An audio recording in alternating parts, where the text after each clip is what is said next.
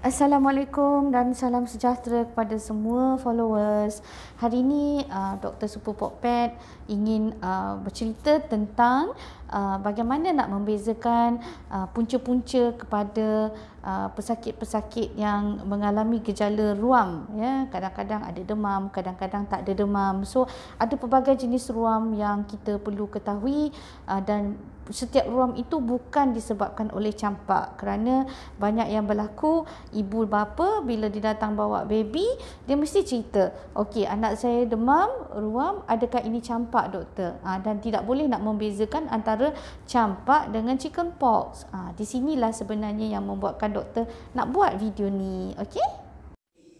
Pesakit kecil ini datang dengan demam selama 2 hari dan kemudian demamnya kebah dan dia ada keluar vesicle rashes di kaki, di tangan dan ada ulcer dalam mulut, ya. Doktor, patient tadi tu dia punya ruam teruk doktor. Kesian. Sebenarnya chicken pox ke HFMD tu doktor? Betul Dayah. Memang kesianlah tengok dengan dia punya kulit yang penuh dengan vesicle kan. So jadi vesicle tu yang macam air-air tu.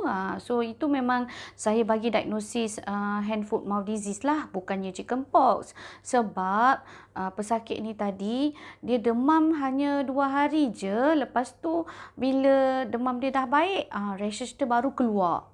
So jadi biasanya chicken pox memang biasa demam agak lama sikit dan kadang-kadang tak ada demam, boleh ada juga time dia tak ada demam. Tapi bila kita tengok distribution rashes dia tu berbeza dengan hand foot mouth disease, sebab kita pun tahu hand foot mouth disease ni kan dia punya distribution dia dekat dalam mulut ada ulcer, dekat tapak-tapak tangan ni pun ada vesicle banyak-banyak, dan dekat tapak kaki, dan biasanya hand foot jadi memang dekat tangan dengan kaki, ada juga dekat badan tapi tak banyak. Kalau macam chicken pox, dia akan banyaklah satu badan, tak kisah kat muka pun ada, dekat tangan, cuma dia selalunya tak ada dekat tapak tangan macam hand foot mouth disease. So kita tengok distribution dia, ya, kita tengok pattern vesicle dia macam mana. Sebab kalau dalam chicken pox dia kita panggil grow in crops. Grow in crops ni maksudnya dia punya skin punya lesion, ya, vesicle tu dia ada berbeza-beza umur, macam ada yang baru tumbuh, ada yang dah matang, ada yang masih baru lagi belum jadi vesicle. So ada berbanyak-banyak lah dia punya jenis-jenis vesicle dia tu lah, so kita panggil grow in crops dalam satu tempat, maksudnya mungkin dekat badan, mungkin dekat trunk ataupun dekat muka, so semua tu grow in crops. So jadi satu bahagian tu ada banyak-banyak jenis vesicle yang keluar. Jika kita bagi acyclovir kepada pesakit chicken pox, biasanya rawatan dia tu ambil masa dalam seminggu lah kan, so untuk dia pulih.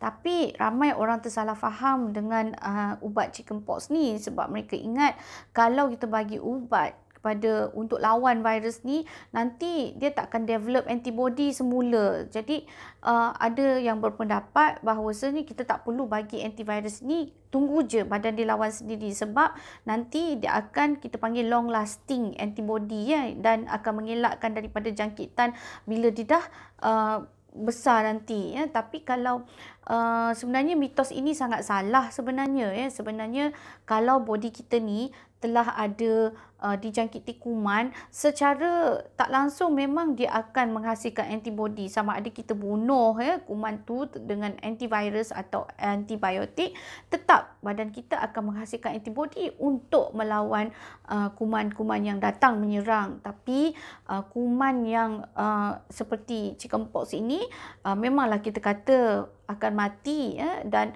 body kita akan menghasilkan antibody kepada kuman ini sampai kita dewasa nanti ada memory cell yang boleh ingat balik kalau kuman ni mendatang menyerang. So bolehlah sebenarnya kita nak bagi antivirus ni, ya. Kalau chicken pox ni memang ada ubatnya, tapi HFMD tak ada ubat. Itu masalahnya, ya. So jadi HFMD ni cuma rawatan simptomatik sahajalah. Kerana kesan penyakit HFMD ni akan menyebabkan ulcer dalam mulut dan baby tak nak makan. Ya, simptomatik tu maksudnya kalau dia ada ulcer dalam mulut, kita bagilah spray untuk mengurangkan ulcer dalam mulut dia, ataupun kita bagi gel untuk mengurangkan kesakitan dalam mulut dia. Baru tahu nak bezakan antara HFMD dengan chickenpox. Tapi kan doktor, yang orang selalu cakap campak-campak tu sama ke dengan chickenpox? Okey. Banyak salah faham dalam komuniti kita, masyarakat kita, yang bila anak tu ada demam dan ruam saja mesti mereka ingat campak. Sebenarnya campak ini dalam bahasa Melayunya memanglah campak, tapi ia disebabkan oleh kuman yang kita panggil virus measles. Dan virus measles ini sebenarnya telah pun ada vaksinnya yang kita berikan pada imunisasi yang mengikut kerajaan punya jadual, iaitu pada 9 bulan dan 12 bulan, 2 kali. So jadi sebenarnya measles ni memanglah boleh menyebabkan demam dan keluar rashes pada hari yang ketiga atau keempat. Biasanya bila demam dah kebah, dah kurang, baru rashes yang kita panggil maculopapular rashes. Maculopapular rashes ni dia ada bintik-bintik merah-merah. Biasanya dia akan tumbuh di muka, di badan, di belakang, di tangan, ya. So jadi biasanya dia taklah serius yang mana kita risaukan kalau kena, tapi memang ada risiko kepada jangkitan kuman di otak, encephalitis, sampai budak tu jadi cacat. Boleh jadi kuman yang teruk ini, measles ni, boleh menyerang juga tempat-tempat lain, ya. Komplikasi lain seperti viral pneumonia ataupun kita panggil measles pneumonia yang menyebabkan pesakit mendapat batuk-batuk. Oh, so campak tu measles lah doktor Itulah saya nampak macam campak, tapi kadang-kadang doktor bagi diagnosis lain-lain. So apa lagi punca-punca lain yang sebab ruam tu macam campak tapi bukan sebab measles doktor? Selain daripada measles, ada banyak lagi diagnosis yang kita kena fikirkan setiap kali pasien datang dengan ruam, ya. Bukan hanya measles sahaja, ya, bukan campak sahaja penyebab kepada ruam. Ada banyak lagi punca kepada ruam, ya, selain daripada jangkitan kuman virus, bakteria dan fungus, ya. Ada juga punca lain seperti alahan, ya, seperti eczema, ya, dan biasanya eczema ni disebabkan oleh alahan mungkin kepada environment. Boleh tengok video yang doktor sebelum ni. Boleh juga disebabkan oleh pemakanan, ialah kepada certain protein dalam makanan, ya.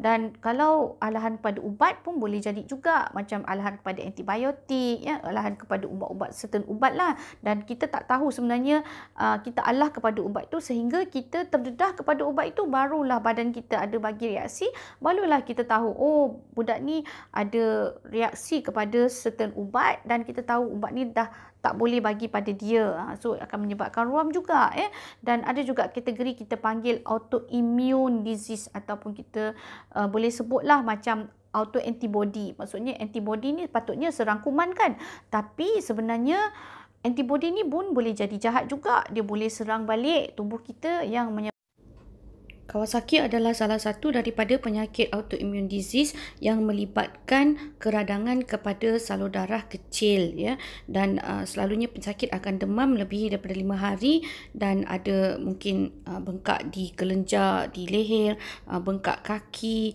tangan, mulut dan lidahnya, semuanya luka-luka, bengkak, kita panggil strawberry tongue, dan ia juga mengalami gejala mata merah dan juga ruam, ya. Komplikasi kepada Kawasaki ialah pesakit boleh mengalami coronary artery aneurysm, di mana jantungnya dalam keadaan bahaya.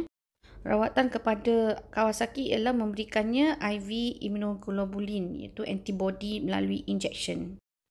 Kadang-kadang ruam ini disalahfahami oleh doktor, di mana mereka ingatkan ia disebabkan oleh scarlet fever yang disebabkan oleh bakteria, ya. Biasanya demam dan ruam disebabkan oleh bakteria hanya boleh dirawat dengan antibiotik.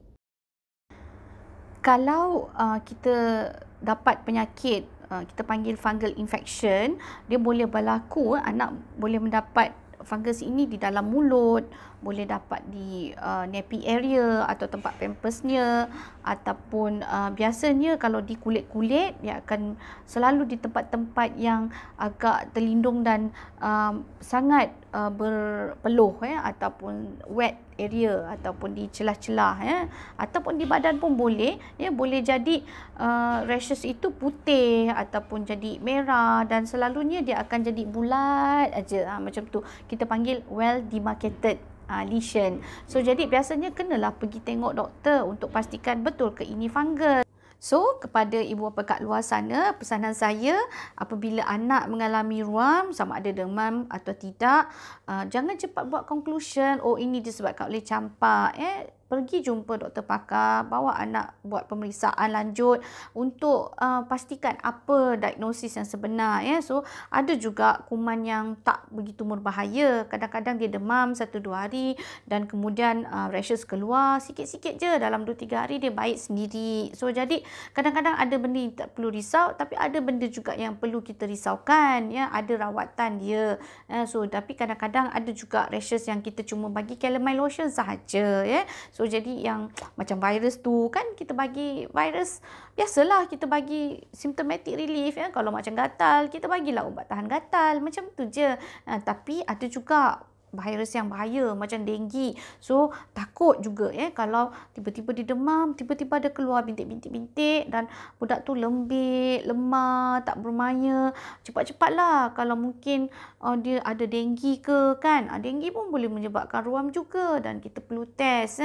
Untuk buat denggi test ni perlu ambil darah. So, janganlah takut pula.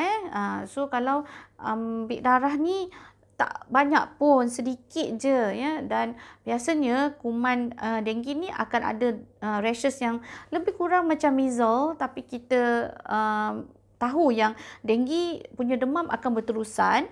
Kalau measles, rashes akan keluar bila demam dia dah tak ada. Itu beza dia. Kalau macam bakteria infection, biasanya demam dia akan berterusan aja. Macam scarlet fever yang disebabkan streptococcal atau staphylococcal. Kadang-kadang demam tu berterusan aja. So, dan itu kena buat blood test lah. Sebab ada kuman yang bahaya yang perlu kita bagi antibiotik atau antivirus atau rawatan yang lebih rapi. Okay, so jangan lupa like, share and subscribe Dr. Super Pet. Bye!